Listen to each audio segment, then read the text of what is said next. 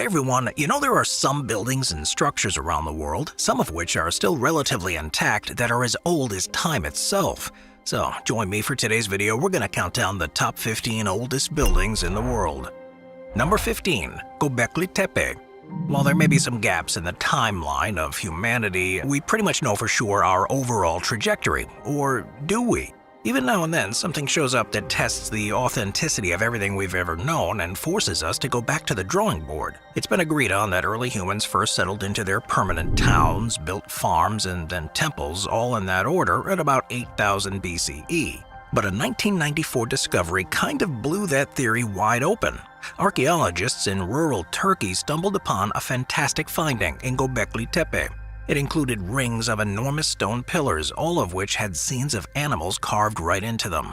After some serious carbon dating, they found that Göbekli Tepe dates back to the 10th millennium BCE, making it the oldest place of worship in the world. Or at least until something even older decides to unearth itself. Göbekli Tepe raises some great questions. Mainly, who were these people and who or what were they worshiping? How did they worship? Part of the beauty is, we'll never really know. But it's these types of questions that can keep scholars and academics up at night. And to make matters even more bizarre, evidence would suggest that the people there were semi-nomadic hunters who didn't quite understand the concept of agriculture, especially because the cultivation of the earth at that level wouldn't appear for another 500 years.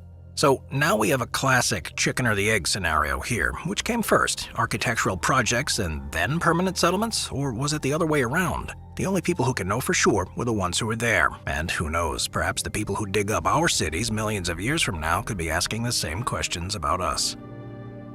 Number 14. Masada. If there's one thing that every great civilization had, it was a strong fortress. The ancient fortress of Masada is without a doubt one of the most impressive ruins you'll ever come across. For starters, Masada sits at the top of a cliff overlooking the Judean desert and the Dead Sea. It's beautiful at any time of the day, but if you can get back there for the sunrise, you'll be in for a truly spectacular sight.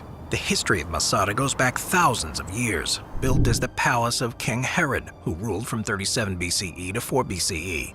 This fortress was carved right into the mountain itself, but it was still able to house some creature comforts of the old days, like swimming pools and bathhouses. In fact, Masada's irrigation system can still be seen in the scenery below. It's pretty amazing how something like this can withstand the test of time and erosion, and a hike up the ancient site is well worth the trek. But perhaps its biggest claim to fame is that Masada saw the last stand of the Jewish revolt. While under siege by the Romans, the ancient Jewish people chose death by their own hands rather than a life of slavery under Roman rule, when the Romans would eventually make it through the fortress walls. Number 13. Karnak. Alright, you can't have a list of old buildings without talking about Egypt. The country has all sorts of ruins and is even home to one of the 7 ancient wonders of the world. But for now, we're talking about the Karnak Temple Complex in Luxor, Egypt. The first thing you'll notice about Karnak is the sheer size of the site. It's absolutely huge, and with so many massive sculptures carved right into the wall, like the Avenue of the Sphinxes, one can only wonder what it was like to walk that stretch in ancient times. Karnak is one of the largest cities on Earth, and it's here you'll find plenty of temples, sanctuaries, obelisks, and shrines devoted to the gods of old. But what's pretty crazy is that Karnak took a full 2,000 years to build, making it another classic example of a project that most of the people who worked on it could never see the finished product. And all of the pharaohs who ruled during that construction left their own personal architectural mark on the sprawling city. With sites like the Great Hypostyle Hall and the towering pylons and solid sandstone columns, Karnak is easily one of the most photographed places in Egypt. And make sure you visit the stone scarab, because if you walk around the statue 7 times, it's said to bring you good luck in your love life. Number 12. The Colosseum. Easily one of the most iconic ruins anywhere, the Colosseum is a landmark of ancient Roman history, culture, and of course, architecture, and is one of the 7 wonders of the world. The Romans were obviously doing something right, and although they gave us many of the modern luxuries we take for granted today, like roads, sanitation, aqueducts, and even ancient postal services, they also loved sanctioned public violence. And while some may scoff at the idea of gladiator bouts and animal fights in the Colosseum, it's all too similar to events like MMA or pro wrestling that we enjoy today. The Colosseum, though, was officially unveiled to the Roman populace in the year 80 AD and could seat 50,000 people. And even by today's standards, it's an impressive piece of architecture, with the outer walls made of 3 levels of archways with Ionic, Doric, and Corinthian columns, which were all decorated with marble statues back in the day. And the top level even supported a massive awning that sheltered spectators from the elements, so you had a good seat even if you were in the nosebleeds. Number 11. Tower of Jericho. The Tower of Jericho is easily one of the most popular ancient sites amongst historians, both professional and amateur alike, thanks to the story of the Walls of Jericho battle. But this ancient structure is also one of the oldest buildings in the world, dating back to pre-pottery Neolithic period in about 8000 BCE. Not only is this structure as old as time, but it's also said to be the world's first stone building, and quite possibly the world's first work of monumental architecture. Standing at just 28 feet tall, this ancient stone tower wasn't discovered until the 1930s by John Garstang during an excavation. To this day, many people are still asking just what the Tower of Jericho symbolizes or why it was built. At first, there were theories that it was once a tomb, but that was all thrown out the window when no bodies or other signs of burial were found. Then there are those who believe that the Tower of Jericho serves a more astronomical purpose. It's possible that ancient astronomers could have used the tower to study the summer solstice, the longest day of the year, but more modern studies have theorized that the Tower of Jericho was built not only as a marker or timekeeping device, but also as a stone guardian against the dangers present in the darkness cast by a dying sun's last rays of light. A reconstruction revealed that as the summer solstice sunset, the shadow of a hill to the west fell exactly on the Jericho Tower before covering the village, suggesting the monument and the start of longer nights were linked. But one thing's for sure, the only people who knew the tower's true purpose are the people who built it nearly 10,000 years ago. Number 10. Çatalhöyük. First uncovered in 1958, the archaeological site Çatalhöyük has since been revealed to be a massive city complex that likely housed around 10,000 citizens in its interconnected system of primitive homes, most of which seems to be conspicuously free of debris. So unlike many modern-day cities, these people of old actually cleaned up after themselves. This densely populated proto-city was quite simple, constructed mostly of simple mud brick rooms that look as though they've been added onto again and again as the community grew over the next few centuries. It's believed that Çatalhöyük reached its height around 7000 BCE. Oddly enough, though, the ancient structures seem to be domestic in purpose, with a noticeable lack of commercial or craft-centered spaces, so if you needed groceries, then you needed to go to the next neighborhood. But this most likely attributes the once sprawling city's lack of trash and debris, because if the structures of Çatalhöyük were strictly domestic, then they were most likely kept cleaner than they might have been in a more cosmopolitan version of civilization with more public spaces. So if archaeologists didn't find historic trash, then what did they uncover? Well, figurines of animals and goddesses were discovered, along with cave paintings and other forms of art adorning the halls. And plenty of human remains too, which look like they were buried underneath the floors. Today, portions of the site have been turned into living exhibits, with recreated replicas of what the rooms may have looked like in 7000 BC. Excavation continues at the site to this day, discovering both how our ancient ancestors lived and how clean they seem to have been. Number 9. Knossos. Who doesn't love reading myths about snake-haired women, massive tentacled sea beasts, and eagles large enough to swoop up an elephant in their claws? And while these may be some fantastic beasts, the setting for so many of these tales are very real, and one of these places is called Knossos. In northern Crete, near the modern city of Heraklion, are the ruins of Knossos, a city dating back to 7000 BCE. Knossos was once a home to a number of famous Greek myths, including those of King Minos, and is now incredibly popular with tourists. As the Greek myth goes, King Minos built his palace here, and Daedalus, a craftsman and inventor, built the labyrinth to house a minotaur by order of the king. Yes, this is allegedly the site of where Theseus killed the minotaur, but in 1450 BCE, the palace of Knossos was destroyed, and the surrounding town deserted and remained lost under the sands of time. For thousands of years, this place would only exist in myth. That is, until 1900, an Englishman bought several acres of land near Crete, hoping to find evidence of the historical reign of Minos. He began to dig, and a full 25 years later, he began to find layers of the ruins of a palace. From there, it became his mission to restore it, and he clearly succeeded. because over 1 million people a year come to see the once mythological Knossos. Number 8. Mohenjo-Daro. What was the world's first true civilization? Where was it? Who lived there? While we may never know the absolute first, there are some top contenders. Akin to ancient Egypt and Mesopotamia, the Indus Valley civilization was centered around the Indus River basin in Asia. However, little was known about this particular ancient culture until about the 1920s, when long-buried cities were first excavated by archaeologists of the time, with one of these rediscovered sites being Mohenjo-Daro. Mohenjo-Daro translates to Mound of the Dead Men and spreads across 750 acres of land, and said that this old mound was once home to 40,000 people. Built around 2500 BCE, Mohenjo-Daro was one of the first advanced and largest cities of the ancient world. The buildings were laid out in a rectangular grid and built out of baked bricks, and the city had a complex water management system, complete with sophisticated drainage and covered sewer systems, and baths in nearly every house. For something so old and so rudimentary, it's pretty spectacular. Archaeologists noticed a uniform size for the bricks, meaning they were manufactured, and found standardized weights and measures used to facilitate trade, suggesting a highly organized civilization with bureaucratic coordination of things like construction and commerce. But this notion is also pretty puzzling, because Mohenjo-Daro lacks any palaces, temples, or monuments to deities or governing powers. Aside from their sewer system, the largest structures are the old bathhouses, assembly halls, and marketplace. But like the rest of the Indus Valley civilizations, Mohenjo-Daro fell into decline around 1900 BCE, before eventually becoming abandoned. No one knows for sure what happened, but it's very possible that as the major Saraswati River began to dry up, people started to move elsewhere. Number 7. Nap of Hawar. It may not be too much to look at now, but Scotland's Nap of Hawar is one of the oldest and best preserved Neolithic complexes in the world. Residing in the Orkneys, the building has been able to withstand the area's notoriously harsh climates, with most of the stone partitions, benches, and doorways still intact.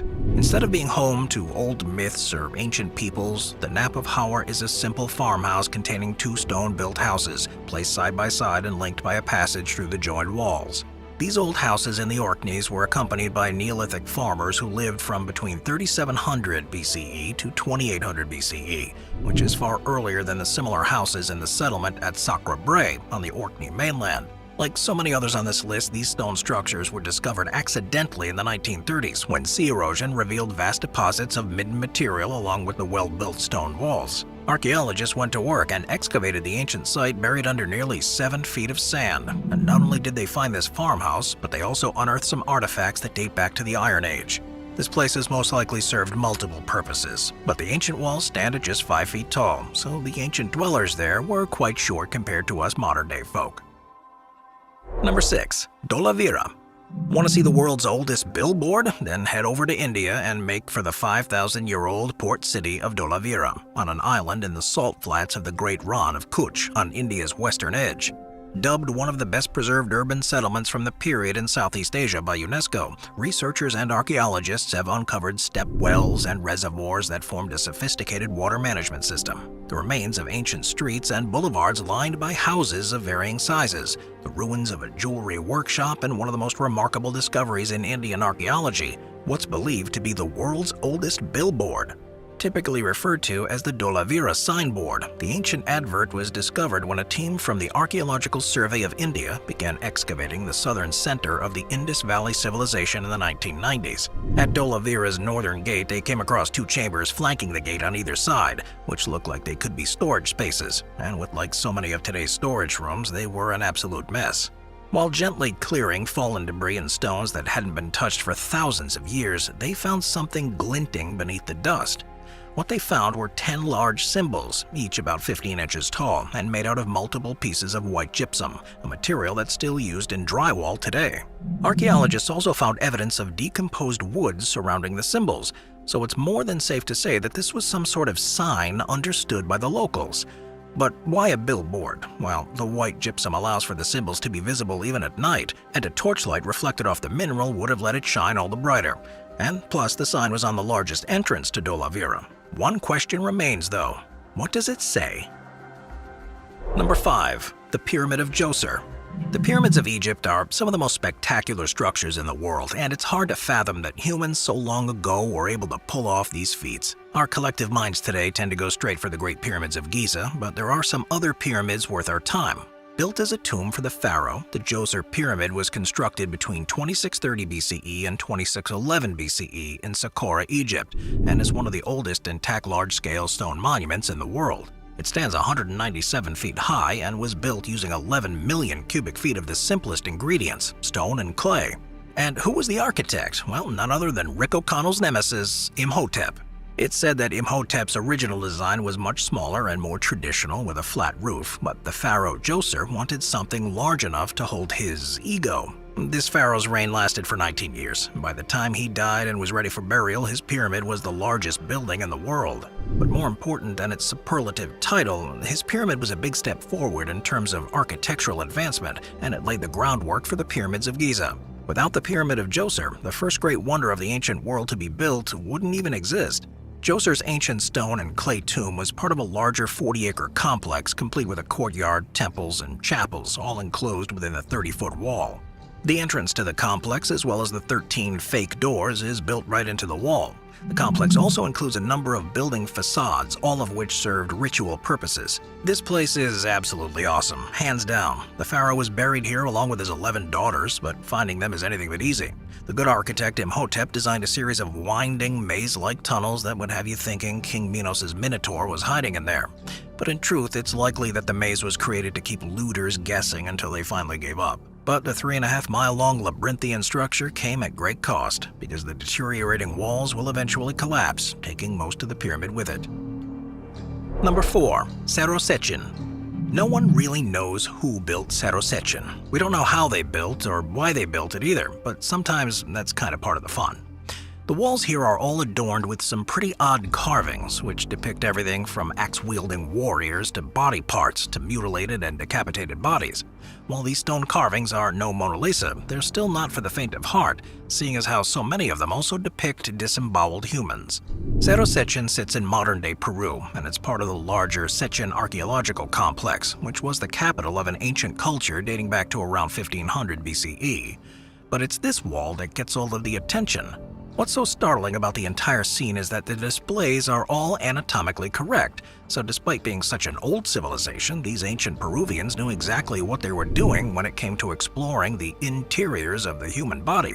There have been a number of interpretations of the walls, with some saying they're grisly battle scenes, and another saying Sarosechen was the site of anatomical studies, while a third camp believes the walls depict a bloody rebellion against the ruling class. It could be artwork depicting demigods and myths, who knows?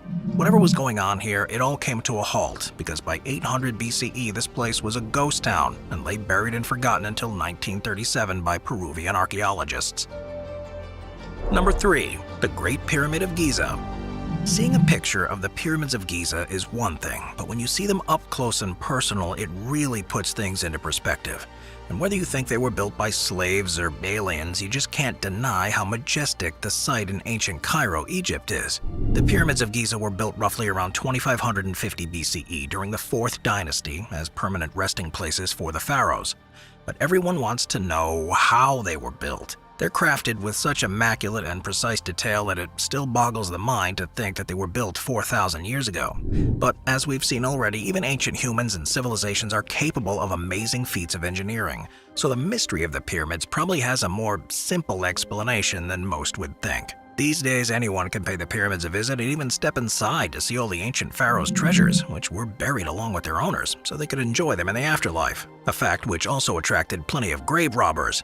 Make sure to visit the Sphinx too, and see if you can save yourself by answering its riddle. What goes on 4 feet in the morning, 2 feet at noon, and 3 feet in the evening? If you know the answer, then write it in the comment section below. Bonus points if you know who first answered it. Number 2. The Temple of Garni. It's no secret that the Romans followed a religion much different from what we see around the world today. The culture held an entire pantheon of gods, all dedicated to different aspects of nature and everyday life, and was simply making sense of the world as they knew it. Across many cultures, across both time and the globe, worship of the sun comes up a lot. The sun is, well, it's pretty hard to miss and gives life just about everything. So it's not a shocker that the Romans built the Temple of Garni to worship Helios, the Roman god of the sun. Built by the Armenian king Tradates in the 1st century AD, the construction of the Garnai Temple was funded with money by King Tradates and was given for his military support against the invading Parthian Empire. War is bad at any point in history, but I'm sure that in this case, Helios was understanding. But part of what makes the Temple of Garnai so special is that it was made of basalt, which wasn't common for most Greco-Roman temples of the time. The ancient building, though, was totally destroyed in 1679 by an earthquake and all but forgotten. The old basalt structure lay in ruins for the next 300 years, until it was reconstructed in the 1970s. And while it may not serve as a place of worship any longer, it's certainly an amazing reminder of the engineering prowess of the ancient Romans. They were pretty cool. Number 1. Gigantija Temples. Did ancient humans ever coexist with a race of giants? Maybe with the Nephilim of the Old Testament? Or are the gods and goddesses of Roman and Greek pantheons more fact than fiction? Well, if they were then they lived here at the Gigantia Temples. Legend has it that a race of giants inhabited land in the middle of the Mediterranean, using huge boulders to construct their homes that reached into the sky. Eventually, these giants died off and their homes fell apart, left abandoned and forgotten in time. It's a very fun legend surrounding the second oldest structure on Earth, just behind Göbekli Tepe in present-day Turkey. The temples of the giants are 5,500 years old, built during the Neolithic period on Gozo Island in Malta. Many scholars believe that the temple was originally the site of rituals involving animals and may have been utilized in fertility rites. They found that numerous figurines and statues left behind are associated with local folklore. According to local legends, a giantess who ate nothing but bread and beans and honey bore a child with a man amongst the commoners. She built these temples as a place of worship. Today, these temples are considered a UNESCO World Heritage Site, and the truth of these temples died along with the giants who prayed to even larger deities. But the Gigantia temples are now open to all. All it takes is a short ferry ride to get there and a modest entry fee to stand on the shoulders of giants. We'll see you next time. Watch our binge-watching playlist if you'd like to watch all of our most popular top 15 videos. Grab a drink, grab a snack, and get ready to binge.